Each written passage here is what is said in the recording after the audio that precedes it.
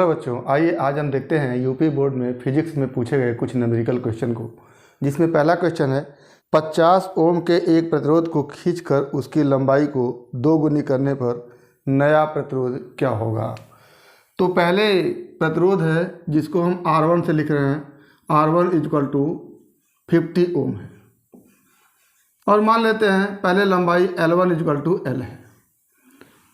इस तार को खींच करके दोगुनी लंबाई कर दी जा रही है, यानी बाद की लंबाई पहले की लंबाई की क्या है, 2 गुनी है। यानी पहले लंबाई अगर L है तो बाद में लंबाई क्या हो जाएगा, 2L हो जाएगा।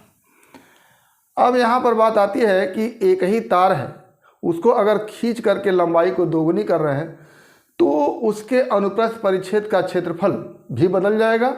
जो तार खींचा जाता है उसकी मोटाई कम हो जाती है, यानी अनुप्रस्थ परिच्छेद का क्षेत्रफल कम हो जाएगा। और जब कम हो जाएगा तो मान लेते हैं पहले अनुप्रस्थ परिच्छेद का क्षेत्रफल A1 = A हो, तो बाद में खींचने पर अनुप्रस्थ परिच्छेद का क्षेत्रफल A2 = A का आधा हो जाएगा। यानी पहले जो उसके अनुप्रस्थ परिच्छेद का क्षेत्रफल था उसका आधा बाद में हो जाएगा। तो आपके सामने R1 दे दिया, L1 दे दिया, L2 दे दिया, A1 दे दिया, A2 दे दिया। तो प्रतिरोध के लिए एक फार्मूला होता है R = ρ×L/E। यहाँ ρ विशिष्ट प्रतिरोध है, R प्रतिरोध है, L तार की लंबाई है और A अनुप्रस्थ परिच्छेद का क्षेत्रफल है। तो पहले कंडीशन के लिए आप लिखेंगे R1 = ρ, L1 की जगह लिखेंगे L और A1 की जगह लिखेंगे A।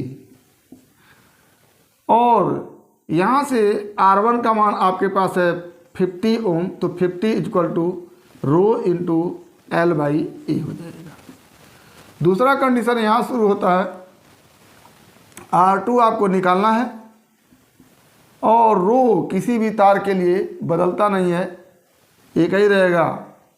तो यहाँ पर रो हो जाएगा और L की जगह L2 अगर लिख रहा है तो L2 की जगह हो जाएगा 2L अपान A2 की जगह A/2 हो जाएगा। अब आपको R2 निकालना है। अगर इसको इक्वेशन 1 कहें और इसको इक्वेशन 2 कहें तो R2/R1 या इक्वेशन 2 अपान इक्वेशन 1 करते हैं तो क्या हो जाता है, R2/R1 = R2 की जगह लिखेंगे ρ×2L अपान A/2 और R1 की जगह लिखेंगे ये ρ×L अपान A।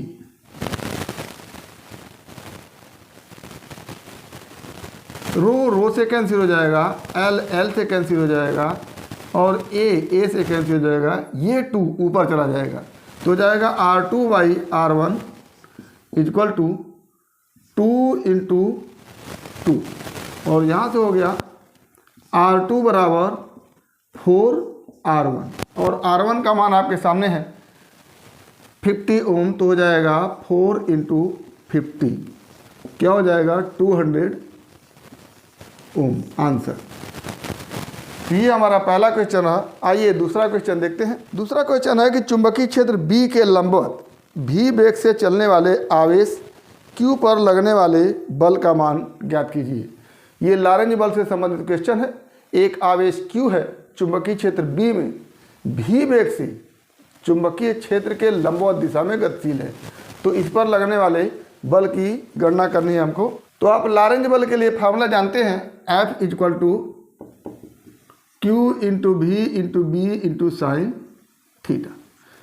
ये थीटा जो है V और B के बीच का कोण है, तो ये 90 डिग्री दिया हुआ है। तो F = क्या हो जाएगा, Q×V×B sin 90। sin 90 का मान आप 1 जानते हैं, तो F = हो जाता है Q×V×B न्यूटन।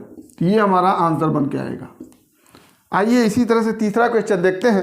तीसरा क्वेश्चन है कि 3 बराबर धारिता वाले संधारित्रों को पहले समांतर क्रम में तथा फिर श्रेणी क्रम में जोड़ने पर उसकी धारिताओं का अनुपात क्या होगा। तो 3 बराबर धारिता के संधारित्र हैं, उनको पहले समांतर क्रम में जोड़ा गया है, फिर श्रेणी क्रम में जोड़ा गया है और बताया गया है कि पहले जो समतुल्य धारिता होगी और बाद में जो समतुल्य धारिता होगी उसका अनुपात क्या होगा। तो आइए देखते हैं इसको। मान लेते हैं समांतर क्रम में जोड़ा जा रहा है तो उसकी समतुल्य धारिता C1 हो गई। तो C1 इक्वल टू, अगर एक संधारित्र की धारिता C है तो C1 इक्वल टू समांतर क्रम में जोड़ने पर C plus C plus C, यहाँ से C1 इक्वल टू हो जाता है 3C। और इन्हीं संधारित्रों को अगर श्रेणी क्रम में जोड़ा जाता है और समतुल्य धारिता C2 होती है तो वहाँ पर 1/C2 इक्वल टू लिखते हैं 1/C plus 1/C plus 1/C, ये हो जाता है 3/C।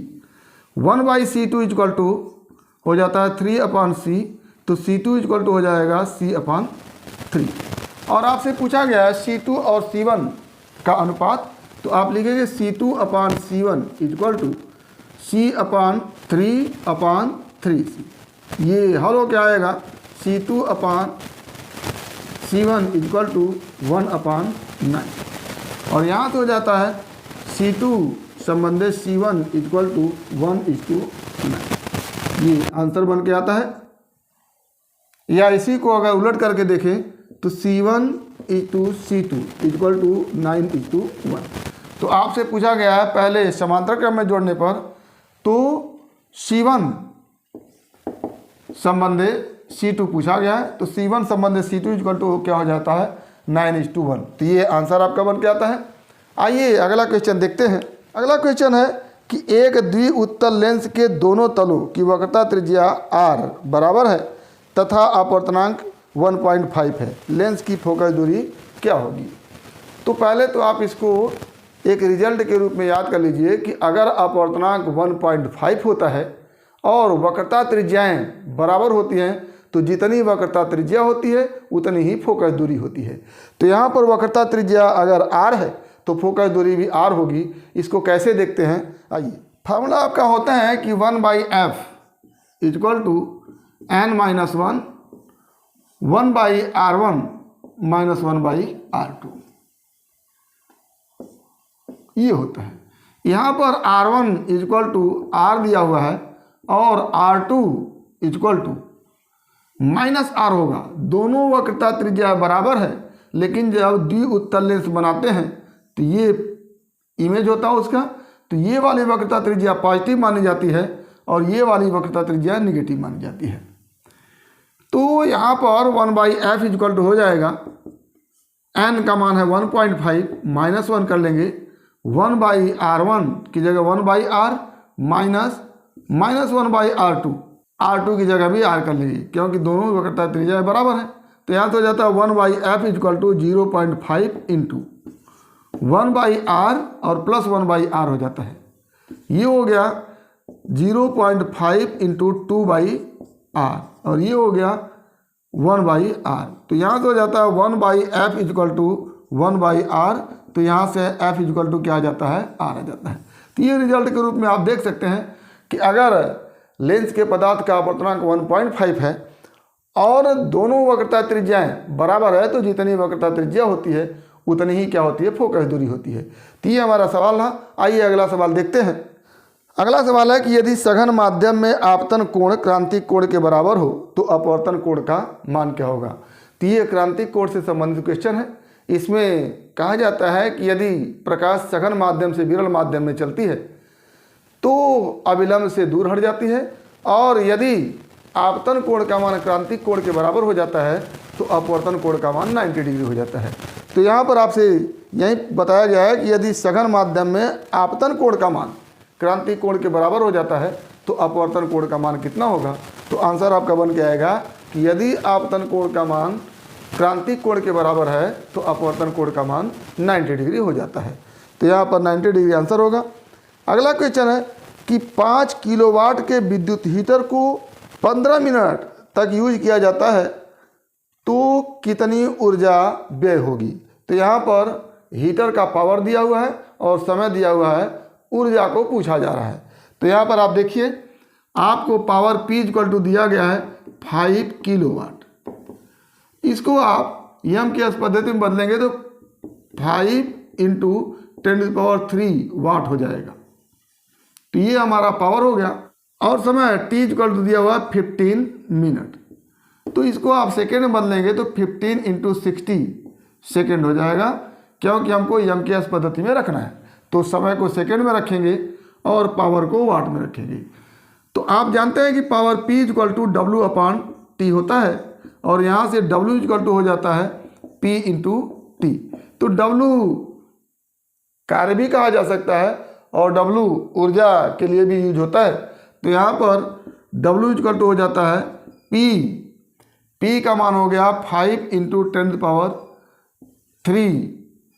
वाट, और समय का मान हो गया 15 × 60। यहाँ से आंसर बन के आएगा 4500 × 10⁻³ जूल, और इसको आप कहेंगे 4.5 × 10⁻6 जूल। तो ये आपका आंसर बन के आया क्वेश्चन का। तो ये हमारा क्वेश्चन रहा। आइए अगला क्वेश्चन देखते हैं। अगला क्वेश्चन है कि एक सेल से 0.5 एम्पियर की धारा लेने पर उसका विभवांतर 1.8 वोल्ट तथा 1 एम्पियर की धारा लेने पर विभवांतर 1.6 वोल्ट हो जाता है। सेल के आंतरिक प्रतिरोध तथा विद्युत वाहक बल की गणना कीजिए। तो एक सेल है, उससे जब धारा 0.5 एम्पियर की ली जाती है तो विभवांतर 1.8 वोल्ट होता है, और यदि धारा 1 एम्पियर ली जाती है तो विभवांतर 1.6 वोल्ट हो जाता है।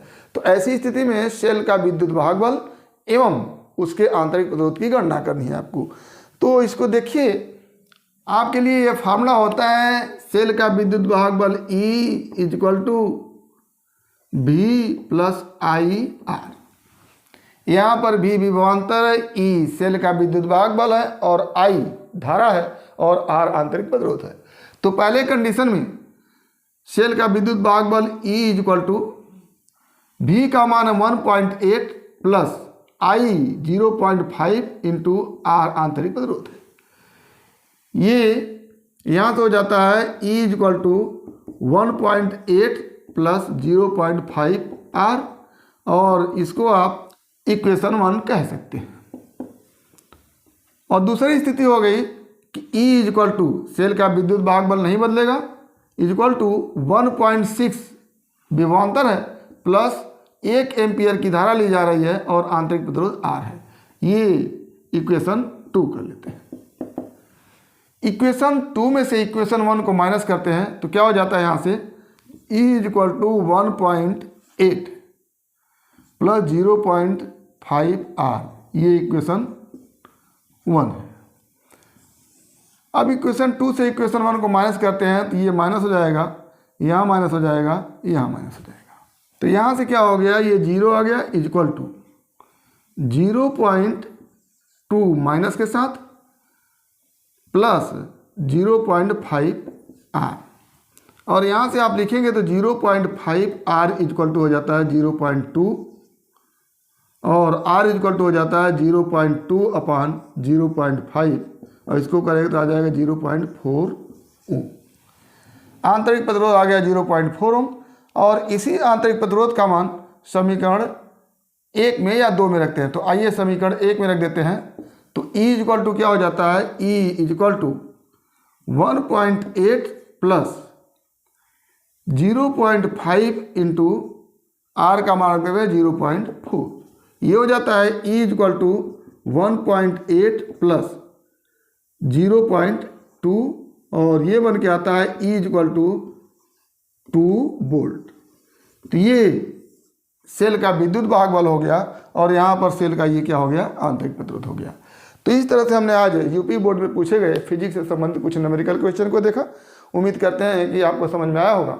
अगर इसमें किसी प्रकार की समस्या है तो आप हमारे यूट्यूब चैनल के कमेंट बॉक्स में कमेंट करके अपनी समस्या का समाधान करेंगे, और यदि वीडियो क्लिप पसंद आए तो प्लीज़ लाइक करेंगे, शेयर करेंगे, साथ ही हमारे यूट्यूब चैनल को सब्सक्राइब अवश्य करेंगे, ताकि हमारे द्वारा दिए गए हर वीडियो क्लिप का नोटिफिकेशन आपको मिलता रहे।